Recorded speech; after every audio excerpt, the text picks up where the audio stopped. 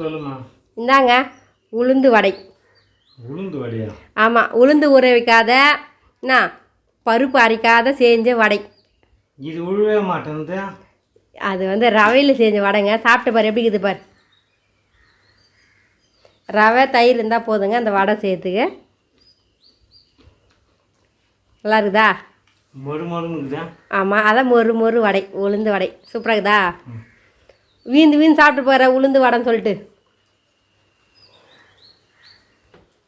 இதை சாப்பிட்டா பல்லுலாம் வீந்துடும் பழகுது. இது உளுந்து வடை இல்லை, பல்லு வேறு வடை பழகுது. நல்லா இருக்குது.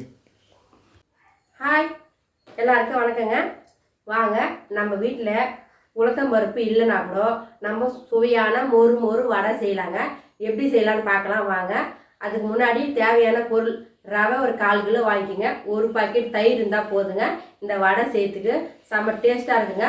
உளுத்த வடை எப்படி இருக்குமோ அதே டேஸ்ட் இருக்குங்க.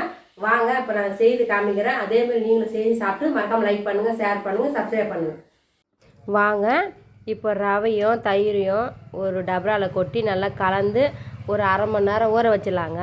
ஒரு 1/2 மணி நேரம் ஊறிட்டு பிறகு நல்லா ரவை நல்லா ஊறிடுங்க. தயிர் கொஞ்சம் பத்தலாம், கொஞ்சம் லைட்டாக தண்ணி ஆட் பண்ணிங்க. ரொம்ப கட்டியாக தான் இருக்கணும், தண்ணியெலாம் ஊற்றிடாதீங்க. அது பாருங்க கெட்டி பதமாக மாவு நல்லா பிசைஞ்சு வச்சுருங்க. ஒரு 1/2 அன் ஹவர் பொறுத்து நம்ம அதுக்கு முன்னாடி வெங்காயம் ஒரு 3, பச்சை மிளகாய் ஒரு 3, கருவேப்பிலை கொத்தமல்லிலாம் அரிஞ்சு வச்சுக்கலாங்க சிறுவாக. அதுக்கப்புறம் அந்த மாவு ஊட்ட பிறகு இந்த வெங்காயம்லாம் கூட்டிட்டு அதுக்கப்புறம் சோட்டா மாவு லைட்டாக ஆட் பண்ணிட்டு தேவைக்கேற்ப சால்ட் ஆட் பண்ணுங்கள். உப்பு போட்டு நல்லா பிசைங்க. கொஞ்சம் கெட்டியாகிற மாதிரி தெரிஞ்சுன்னா அப்போ லைட்டாக தண்ணி ஊற்றுங்க. நம்ம மாவு எந்த அளவு கெட்டி இருக்குமோ அந்த அளவு கெட்டி பதம் போதுங்க. ரொம்ப அளவுக்கு மீறி கெட்டியாக வேணாம், தண்ணியாக வேணாங்க. நான் திட்டமான சைஸுக்கு இது பாருங்கள், மாவு நல்லா பிழிஞ்சு எடுத்துகிட்டு பாருங்க. செம்ம டேஸ்ட்டாக இருந்ததுங்க இந்த வடை செஞ்சு சாப்பிட்றதுக்கு. நீங்களும் இதே மெத்தடில் செஞ்சு சாப்பிடுங்க. அதுக்கப்புறம் நான் அடுப்பத்து வச்சு எண்ணெய் காய வச்சிட்டேங்க. அதுக்கு முன்னாடியே இப்போ நம்ம ஒரு உருண்டைங்களாக தட்டி போடலாம் பாருங்கள். கை எப்போ தண்ணியில் நனைச்சிக்கணுங்க. அப்போ தாங்க வடை அழுக்காக வருங்க, இல்லை கையில் ஒட்டிக்கின்னு போயிடுங்க. அது பிறகு எண்ணெய் காய்ஞ்ச பிறகு ஒரு வடையாக தட்டி போடுங்க. வடை தட்டி போட்டுட்டு நல்லா ஒரு பக்கம் செவந்த பிறகு மறுபடியும் மறுபக்கம் செவந்த பிறகு திருப்பி எடுத்தால் சுவையான உளுந்தும் வடை ரெடிங்க. ஆனால் உளுத்தம் பருப்பு இல்லாதவே செம்ம டேஸ்ட்டாக இருந்ததுங்க.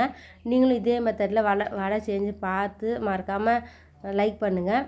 எங்கள் வீடியோ இப்போ கொஞ்சம் கொஞ்சமாக ரீச் ஆகுதுங்க. நான் ஒன்றும் ரொம்ப ரீச் ஆகுதுன்னா ரொம்ப மீடியமாக தான் போகுது.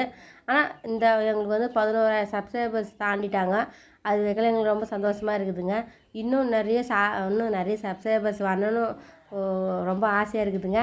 அதுக்கப்புறம் ஆசையாக பேர் சொல்லாது அப்படின்னு.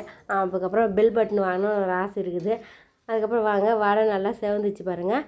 அவ்வளோதாங்க, நல்லா சுவையான உளுந்து வடை ரெடிங்க. நீங்களும் இதே மெத்தடில் செஞ்சு சாப்பிட்டு மறக்காமல் லைக் பண்ணுங்கள் வடை எப்படி வந்து சொல்லிட்டு.